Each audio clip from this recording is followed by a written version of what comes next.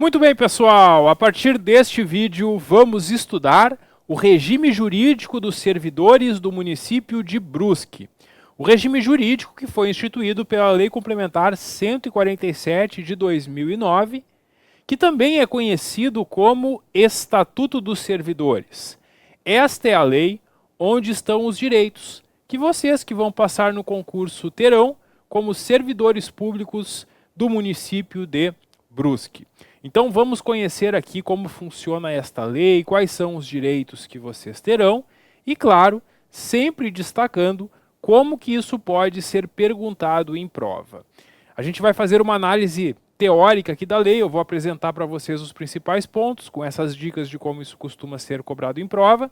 Aqui no curso vocês têm acesso à apostila que eu estou mostrando aqui na tela, tudo que eu vou mostrar na tela está na apostila de vocês, que é uma apostila em PDF para vocês acompanharem as aulas. E vocês terão também as questões que eu elaborei.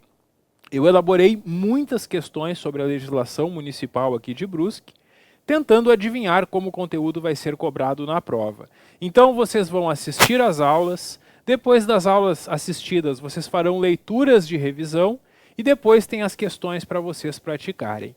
Todas essas questões que eu elaborei, vocês terão elas no arquivo em PDF para que vocês possam tentar resolvê-las por conta própria e também terão a correção em vídeo. Eu corrijo e comento aqui na tela cada uma das questões, mostrando com base em qual artigo foi dada a resposta correta. Então é isso, pessoal. Essa é a nossa breve apresentação aqui do nosso curso preparatório e do nosso método de estudo para a legislação municipal aqui de Brusque. E agora, chega de conversa, vamos ao trabalho, vamos ao que interessa, vamos começar a conhecer então esta lei e como ela pode ser cobrada na nossa prova. O artigo 1º apenas apresenta que o regime jurídico dos servidores do município de Brusque, suas autarquias e fundações, que tinha sido instituído pela Lei 1898 de 1994, passou a vigorar nos termos desta lei complementar. Então esta lei substitui o anterior regime jurídico dos servidores. Para todos os servidores antigos ou atuais, a lei que se aplica é esta que nós vamos estudar agora. E para entender isso, eu preciso saber quem é servidor. Porque se esta lei é o regime jurídico dos servidores públicos do município, para eu saber a quem ela se aplica, eu tenho que saber quem são os servidores públicos do município de Brusque. E para os efeitos desta lei, considera-se servidor público a pessoa legalmente investida em cargo público. Então o servidor é quem está ocupando um cargo público aqui no município. E quem que não é servidor? Não é servidor quem ocupa um emprego público, por exemplo, porque o empregado público é regido pela CLT e não por esta lei. Também não é considerado servidor, para os efeitos aqui desta lei em geral, quem ocupa aquelas funções temporárias. Servidor público para esta lei, conforme o artigo 2º, é quem está investido na forma da lei, quer dizer, legalmente investido, em um cargo público. Esse cargo público pode ser efetivo ou em comissão. O cargo efetivo é aquele que tu vai conquistar passando no concurso público. E aí quando tu passa no concurso, tu vai fazer um estágio probatório de 3 anos e depois que tu passa no probatório, tu é estável. E aí é muito difícil perder o cargo. Para os cargos efetivos é assim que funciona o provimento, por concurso público.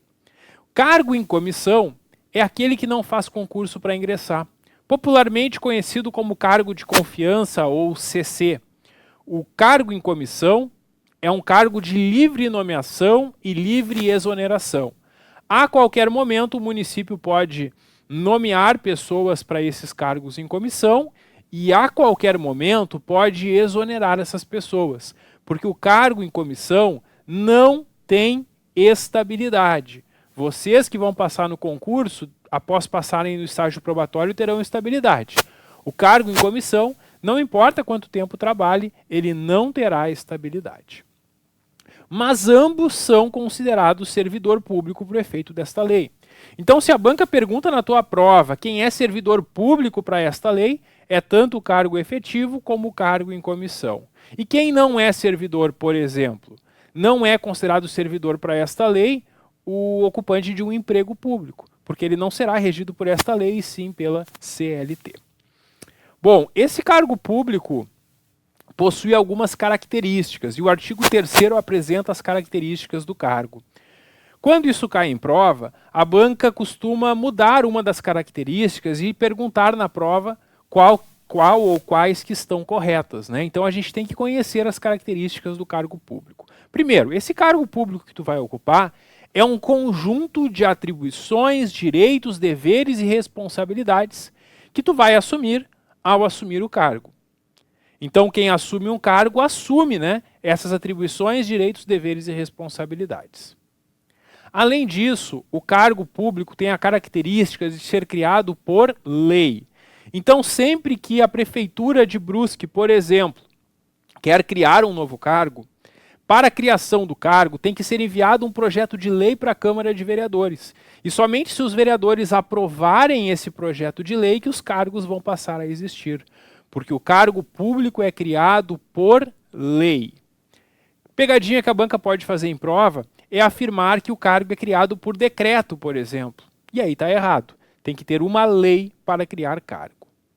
Os cargos possuem denominação própria. A lei que cria o cargo diz o nome de cada cargo, como, por exemplo, o cargo para o qual tu te inscreveu neste concurso. Os cargos são criados na lei com um número certo. A lei que cria os cargos diz a quantidade de cargos que existe.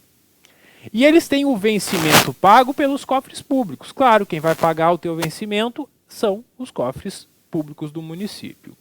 Cargos públicos são acessíveis aos brasileiros que preencham requisitos previstos em lei e também aos estrangeiros nos casos que a lei indicar na forma da lei.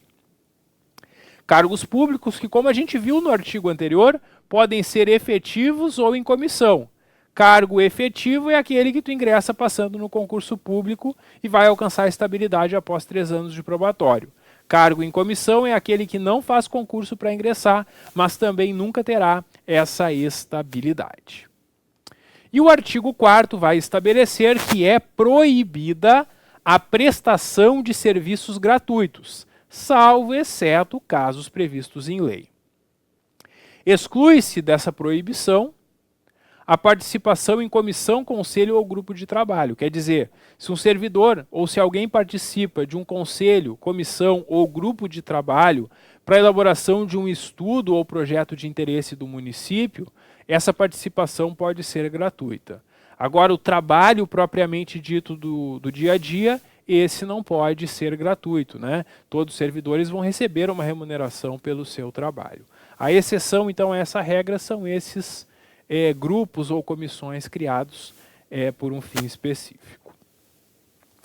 Então é isso que nós temos no título 1. Apesar dele ser bastante introdutório, nós já vimos uma série de detalhes que podem aparecer na nossa prova. O título 2 é um título bastante extenso, que com certeza a gente vai continuar conversando ainda, além deste vídeo, no próximo também, porque ele envolve vários assuntos. Ele trata de provimento e vacância. Provimento são as formas de entrar em cargo, vacância são as formas de sair do cargo, como a gente vai estudar agora. E esse título também vai falar de como funciona a remoção e o desenvolvimento. Bom, começando com o provimento. Como que alguém pode ingressar em um cargo público? O artigo 5º primeiro estabelece os requisitos básicos, ou seja, o que eu preciso para poder assumir um cargo aqui no município. E o primeiro requisito básico é a nacionalidade brasileira ou equiparada. Este é o primeiro requisito. Pegadinha que a banca pode fazer em prova. A banca pode fazer uma pegadinha aqui nesse inciso 1, dizendo que é um requisito ser brasileiro nato. Se a banca afirmar isso em prova, está errado, porque não precisa ser brasileiro nato para ocupar um cargo aqui no município. Basta ser brasileiro nato ou naturalizado ou até o equiparado a brasileiro. Segundo requisito básico é estar no gozo dos direitos políticos, quitação com as obrigações militares e eleitorais, nível de escolaridade exigido para o cargo, né, conforme o cargo seja de nível fundamental, médio, técnico ou superior, tem que apresentar que tem aquela escolaridade para poder assumir o cargo, idade mínima de 18 anos, aptidão física e mental, vocês vão passar por uma inspeção de saúde para assumir o cargo, Habilitar-se previamente em concurso público, essa é a regra geral para os cargos efetivos, né? E também a idoneidade moral, e a gente vai ver logo a seguir como que funciona essa idoneidade moral. Então esses são requisitos básicos para ingresso. Quando isso é perguntado em prova, geralmente a banca vai trazer alguns dos requisitos, vai mudar algum deles e vai te perguntar quais estão certos. Então é importante memorizar quais são esses requisitos necessários aqui para ingressar no cargo público. As atribuições de cada cargo podem justificar a exigência de outros requisitos. Então, a lei que cria o cargo pode trazer outros requisitos além desses que a gente viu. Por isso que, às vezes, quando sai um edital, a gente vai ver que tem cargos que exigem, por exemplo, que tenha carteira de habilitação, a carteira de motorista. Outros cargos vão exigir que tenha registro no conselho profissional. Dependendo do cargo, podem ter essas exigências. Claro que todas sempre são estabelecidas em lei. Para pessoas portadoras de deficiência, é assegurado o direito de participar do concurso, inclusive com uma reserva de no mínimo de pelo menos 5% das vagas oferecidas no concurso. O menor de 18 anos pode participar do concurso também, desde que implemente o requisito de idade até o ingresso no cargo. Isso é algo que eu recebo com muita frequência perguntas nesse sentido. Professor, eu tenho 17 anos, posso fazer o concurso? Pode. Porque quando a gente se inscreve para o concurso, a gente vai fazer uma prova, pode ser que tenha outras etapas ou não, e depois de alguns meses, geralmente, é que o município vai começar a fazer as nomeações. Então, se alguém hoje tem 17 anos e começa a estudar para esse concurso, se quando for convocado para assumir o cargo já tiver 18 anos, poderá assumir. Só não poderá assumir se não tiver 18 anos quando for convocado. E quando é a convocação, professor? Depende. Depende da necessidade e da pressa do município. O município não tem um prazo no qual ele é obrigado a fazer as nomeações. Então ele faz o concurso e vai nomeando conforme a sua necessidade. Existe um prazo de validade do concurso, que geralmente é de 2 anos, prorrogável por mais 2, e dentro desses 4 anos, o município pode ir fazendo as convocações. Por isso, mesmo quem tem ainda menos de 18 anos, se quiser participar do concurso, pode tentar, porque é bem possível que quando for convocado para assumir o cargo, já tenha completado 18 anos de idade. Aquele requisito de idade de 18 anos tem que ter no momento de assumir o cargo. E isso acontece somente lá quando o município faz a convocação. Quanto ao requisito da idoneidade moral, o que é essa idoneidade moral? O parágrafo 4º vai dizer quem é que não atende esse requisito. Ele diz que não atende ao requisito de idoneidade moral aquele que tenha condenação criminal transitada em julgado, quer dizer, quem foi condenado num processo criminal por um crime cometido, por uma sentença já definitiva, transitada em julgado, da qual não cabe mais recurso. Salvo reabilitação judicial, bem como aquele que pratique condutas contra a moral, bons costumes ou incompatíveis com o exercício de cargo público. Então, nesses casos, se considera, que a pessoa não poderá assumir o cargo por não atender esse requisito de idoneidade moral. E a inidoneidade moral, que é quando a pessoa não tem a idoneidade para assumir o cargo, suscitada, levantada por qualquer pessoa, deve ser declarada mediante decisão unânime dos membros da comissão processante que é instituída para esse fim. E lá, no capítulo 4A, está o procedimento que vai ser utilizado para tanto. Então, só vai ser considerado alguém inidôneo e incapaz de assumir um cargo público se houver uma decisão unânime dos membros da comissão processante. O que é uma decisão unânime? É uma decisão que todos votam da mesma forma. Quando a gente tem, então, uma comissão e todos os membros dessa comissão votam da mesma forma, a gente tem uma decisão unânime. E a inidoneidade só poderá ser declarada de forma unânime. Se um dos membros da comissão não concordar, não pode ser declarada essa inidoneidade. O provimento dos cargos públicos no âmbito do município é feito por ato do chefe do poder ou preposto definido em lei. Quando o concurso é para a Câmara Municipal, o chefe do poder que vai fazer as nomeações é o presidente da Câmara Municipal. Quando é feito pela prefeitura, vai ser o prefeito ou prefeita do município. E o provimento dos cargos no âmbito das autarquias, fundações públicas instituídas e mantidas pelo município, será feito pelos dirigentes superiores dessas entidades na forma da lei. O artigo 7º estabelece em que momento que o servidor é investido em cargo público. E isso é muito importante para a gente entender também algumas coisas que nós vamos estudar na posse e no exercício. Pessoal, quando eu passo no concurso público, mesmo que eu fique em primeiro lugar, eu ainda não sou servidor, porque eu ainda não assumi o cargo, né? Então, eu não sou investido no cargo público no momento que eu passo no concurso. Quando eu sou nomeado, eu estou sendo chamado pelo município para assumir o cargo. E quando eu sou nomeado, eu ainda não estou investido no cargo. Por quê? Porque o município não sabe se eu quero e posso assumir o cargo.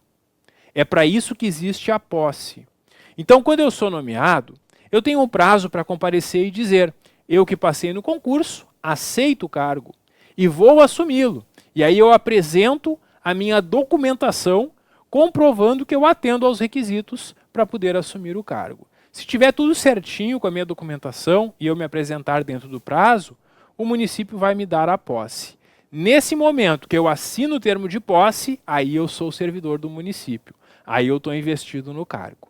E aí depois que eu assino o termo de posse, eu ainda vou ter um prazo para começar a trabalhar, que é o prazo de exercício. Esses prazos de posse e exercício eu já vou mostrar para vocês quando a gente chegar nesse capítulo. Por enquanto, é importante que vocês já entendam e memorizem que a investidura ocorre com a posse. Se a banca afirmar na tua prova que a investidura ocorre com a nomeação ou com o exercício, está errado. É pegadinha da banca e vocês não vão cair nessa. Porque a investidura ocorre com a posse. Quando tu toma posse no cargo, que tu se torna servidor público do município. O artigo 8º apresenta uma lista de formas de provimento. Como eu falei para vocês no começo deste título, provimento são as formas de entrar no cargo público. Tu que está aqui me assistindo, está aqui estudando porque quer o provimento no cargo. Tu vai passar no concurso e tu vai ser nomeado para assumir o cargo. E aí quando tu é nomeado, como eu mostrei para vocês, tu vai tomar posse e entrar em exercício. Só que essa não é a única forma de provimento. Essa é a principal. E quem não é e nunca foi servidor do município, só pode entrar num cargo pela nomeação.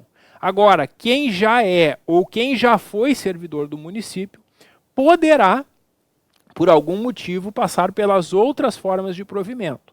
Na sequência dessa aula, eu vou mostrar para vocês cada uma dessas formas de provimento e vou indicar, vou explicar, né, cada uma delas como que pode acontecer. Por enquanto, é importante que vocês já saibam que existem todas essas 6 formas de provimento que nós vamos conhecer na sequência da aula. E eu aproveito para já comparar as formas de provimento com as formas de vacância. Porque eu falei para vocês também no começo deste vídeo que a vacância é o contrário do provimento, né? No provimento tu vai entrar num cargo, na vacância tu vai sair do cargo. E na nossa prova, é muito comum que a banca formule uma questão perguntando quais são as formas de provimento ou quais são as formas de vacância previstas na lei. E se ela pergunta isso, então ela vai misturar umas com as outras e vai te perguntar quais são as de provimento e quais são as de vacância. Então é interessante que tu já tenha esse quadro no teu material comparando elas, porque aí quando tu pegar esse conteúdo para revisar, tu já vai ler lado a lado, como se entra e como se sai de cargo público. Além disso, ao ver as formas de provimento e vacância lado a lado, a gente consegue perceber também que a readaptação está nas duas listas. Por que isso, pessoal? Porque na readaptação, o servidor que está num cargo A não tem mais condições de saúde de trabalhar nesse cargo. E ele é colocado em um outro cargo B, compatível com a limitação que ele sofreu na sua capacidade física ou mental. E quando o servidor muda do cargo A para o B, ele está saindo de um cargo, quer dizer, acontece vacância no cargo A, e ele está entrando em outro cargo, acontece provimento no cargo B. Por isso a readaptação é ao mesmo tempo forma de provimento e vacância. E a banca poderia perguntar, né? Assinale qual das alternativas a seguir é uma forma de provimento e também é uma forma de vacância. Se isso for perguntado, a resposta seria a readaptação. Bom, na sequência a gente vai conhecer então todas as formas de provimento e depois vamos conversar sobre as formas de vacância. Continuando aqui o nosso estudo, a gente tem aqui as regras da nomeação, né? As regras da nomeação, que pode ser em caráter efetivo ou em comissão. Já conversei sobre isso com vocês, né? Para cargos efetivos, nomeação por concurso público. Para os cargos de confiança, que são de livre exoneração, a nomeação é em comissão. E aí o parágrafo 1º vai nos dizer que prescinde de concurso público a nomeação para cargo em comissão. E vocês têm que ter muito cuidado na hora da prova também com a língua portuguesa. Porque a língua portuguesa às vezes nos induz ao erro. Ou melhor, às vezes desconhecer algumas palavras da língua portuguesa pode nos levar ao erro. O que significa prescindir, pessoal? Prescindir é o mesmo que não precisar, que dispensar. Só que muitas pessoas às vezes entendem errado e entendem prescindir como precisar, e é justamente o contrário. E isso leva muita gente a erro na hora da prova. Então tu tem que lembrar que a nomeação para o cargo em comissão prescinde, quer dizer, não precisa de concurso público. Claro, né, pessoal? Porque o cargo em comissão, o cargo de confiança, não precisa de concurso para ingressar. E ele também não vai ter estabilidade. Se na tua prova a banca afirmar que a nomeação para cargo em comissão prescinde de concurso público, isso está certo. Porque prescindir significa não precisar. Por outro lado, a banca pode fazer uma pegadinha aqui, dizendo que prescinde de concurso público a nomeação para cargo efetivo, para cargo de carreira. E aí estaria errado, porque para o cargo efetivo de carreira tem que ter concurso. Quem não precisa de concurso, quer dizer, quem prescinde de concurso, é justamente a nomeação para os cargos em comissão. Então, cuidado com essa palavra, às vezes isso pode causar confusão na hora da prova. Bom, se o servidor que é concursado for nomeado para um cargo em comissão, isso pode acontecer, em regra ele vai ser afastado do seu cargo efetivo para assumir aquele cargo em comissão, a não ser que se trate de uma acumulação lícita, que são as hipóteses que a lei permite a acumulação de cargos, o que raramente acontece. Geralmente, quando um concursado é nomeado para um cargo em comissão, ele fica afastado do cargo efetivo enquanto está no cargo em comissão. Quando deixar o cargo em comissão, volta para o exercício do seu cargo efetivo. A nomeação para cargo de carreira depende de prévia habilitação em concurso público. E o concurso público pode ser só de provas ou de provas e títulos. Quando o concurso é só de provas, quem obtiver a maior nota ali na prova escrita fica ali no primeiro lugar e conquista a primeira classificação. Quando o concurso tem provas e títulos, além dos pontos da prova escrita, os candidatos inscritos também farão ponto, caso possuam títulos previstos no edital. E o edital vai dizer quais são os títulos que pontuam. Por exemplo, pode ter ponto para quem tem especialização, mestrado, doutorado, por exemplo. Então, os concursos públicos podem ser só de provas ou de provas e títulos. E em casos específicos podem ser exigidas provas práticas. Demais requisitos para ingresso e desenvolvimento do servidor público na carreira são estabelecidos na lei que fixar as diretrizes do sistema de carreira da administração municipal. Quer dizer, os demais requisitos para ingresso e desenvolvimento estão numa outra lei que vai tratar do chamado plano de carreira dos servidores. O nosso próximo assunto são as regras aqui da lei envolvendo o concurso público. Sobre esse e demais assuntos, a gente vai continuar conversando no próximo vídeo. Dá um clique que eu já volto. Até logo.